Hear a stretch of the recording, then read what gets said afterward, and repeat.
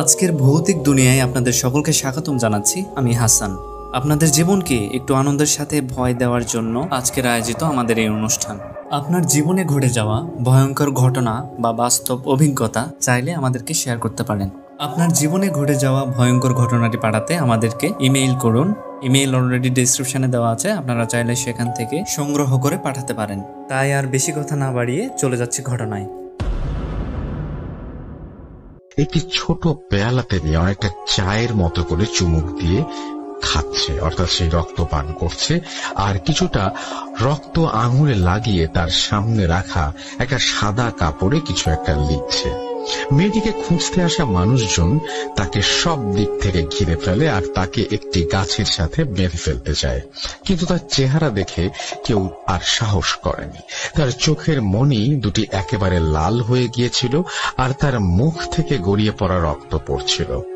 মহিলার চুল ছিল খুবই ময়লা আর উস্কো খুস্কো, হাতের নখ অনেকটাই বড় ছিল এবং তার নখগুলো খুব ধারালো ছিল বলেই মনে হচ্ছিল, কিন্তু মহিলার চেহারা ছিল অপূর্ব সুন্দর। সকলে তাকে চারিদিক থেকে ঘিরে রেখেছিল আর কয়েকজন গিয়ে কেরোসিন তেল এনে তার গায়ে দূর থেকে ছিটিয়ে দিচ্ছিল। তার গায়ে আগুন লাগিয়ে দেয়া হয় এবং ডান হাত ও ডান পার প্রায় 70% পুড়ে যায়। পাশে থাকা মেন্টাল অ্যাসাইলামের এক ডাক্তার হইচই শুনে সেখানে আসে আর লোকাল পুলিশের সাহায্যে সেই মহিলাকে সেখান থেকে এনে সেই অ্যাসাইলামে ভর্তি করায়। যে ডাক্তার তাকে এনে ভর্তি করায় তার নাম ছিল অনিমেষ, আর সে সেখানে কয়েক মাস যাবৎ ডিউটি করছিলেন, তাই তিনি সবটা জানতেন না। তিনি তাকে এনে হাত ব্যান্ডেজ করে দেন এবং তাকে সেই অ্যাসাইলামের একটি রুমে রাখা হয় প্রাথমিক চিকিৎসা শেষে। ডাক্তার অনিমেষ দিনে কয়েকবার তাকে চেক আপ করতে যেতেন আর তার সাথে কথা বলতেন। সেই মহিলা ডাক্তারকে বারবার তাকে ছেড়ে দেবার জন্য অনুরোধ করে, কিন্তু ডাক্তার তাকে সুস্থ না হলে ছাড়তে রাজি ছিলেন না। এভাবে কয়েকদিন পার হয়ে যাবার পর হঠাৎ একদিন এক আজব ঘটনা ঘটে। ওই অ্যাসাইলামের প্রতিটি রুমে থাকা রোগীর প্রত্যেকেরই হাত কেটে যায় এবং হাত কেটে রক্ত দিয়ে দেয়ালে একটি নকশা আঁকে তারা। প্রতিটি লোকের নকশা একেবারে একই রকম ছিল। নকশাগুলোর মধ্যে বিন্দুমাত্র পার্থক্য খুঁজে পাওয়া যায়নি, কিন্তু ওই মহিলাই শুধুমাত্র অক্ষত ছিলেন। সকল রোগীকে নিয়ে চিকিৎসা দেবার পর কয়েকদিন পর সব ঠিক হয়ে গিয়েছিল। এভাবে প্রায় 1.5 মাস কেটে যাবার পর ডাক্তার অনিমেষ একদিন সেই মহিলার রুমে গিয়ে দেখেন মহিলার চুল পেকে যাচ্ছে আর তার চেহারায় কেমন যেন একটা বয়সের ছাপ লক্ষ্য করা যাচ্ছে। মহিলাটির দাঁত কালো হয়ে গিয়েছিল আর তার হাতে থাকা ব্যান্ডেজ খুলে সে তার নিজের চেহারা ঢাকার চেষ্টা করছিল। অনিমেষ কিছু বুঝতে পারছিলেন না। অনিমেষের সাথে থাকা নার্স অনেক ভয় পায় এবং তাকে বলে, স্যার, একটা ডাকিনি, এটা ডাকিনির নাকি সময় মতো বলে দিতে না পারলে আসল চেহারায় ফিরে যেতে হয়। আপনি একে ছেড়ে দিন, নইলে কি হবে ভগবান জানে।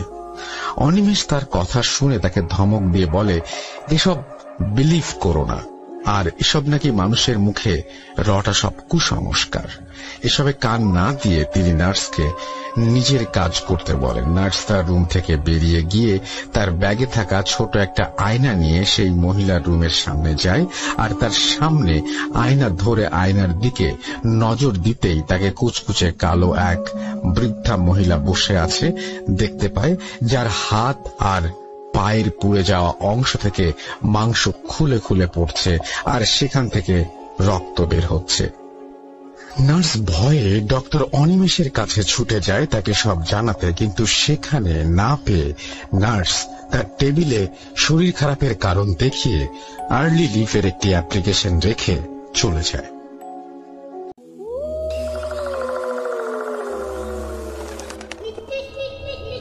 কে কে তুমি?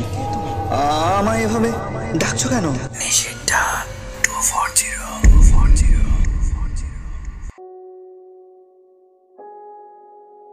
নার্সটি অ্যাসাইলামের কোয়ার্টারে থাকত। রাতের বেলা সে চিৎকারের আওয়াজ শুনে অ্যাসাইলামে গিয়ে দেখে অ্যাসাইলামের এক কোনায় আগুন জ্বলছে। সে এক দৌড় দিয়ে অনিমেষের রুমে গিয়ে দেখে ডাক্তার অনিমেষ মেঝেতে পড়ে আছে আর তার গলা কে যেন নখের আঁচড় দিয়ে ছিঁড়ে ফেলেছে। তার রুম থেকে একজন মানুষের রক্তমাখা পায়ের ছাপ ছিল আর পুরো রুম জুড়ে ফোঁটা ফোঁটা রক্তের ছাপ ছিল। সে সেখান থেকে বের হয়ে চিৎকার দিয়ে অজ্ঞান হয়ে পড়ে যায়। তার চিৎকার শুনে সেখানে পানি দিয়ে আগুন নিভাতে ব্যস্ত থাকা কয়েকজন তাকে নিয়ে যায়। 2 দিন পর তার জ্ঞান ফিরে আসলে তাকে জানানো হয় অনেক চেষ্টা করেও অ্যাসাইলামের আগুন নেভানো সম্ভব হয়নি, আর এই অ্যাসাইলামে থাকা মোট 7 জন রোগী নাকি পুড়ে মারা গেছে। অ্যাসাইলামে ওই মহিলা সহ 7 জন রোগী থাকায় নার্স ভাবে সেই ডাইনিও হয়তো সেখানে পুড়ে মারা গেছে। এরপর থেকে সেই অ্যাসাইলাম সেভাবেই বন্ধ পড়ে আছে।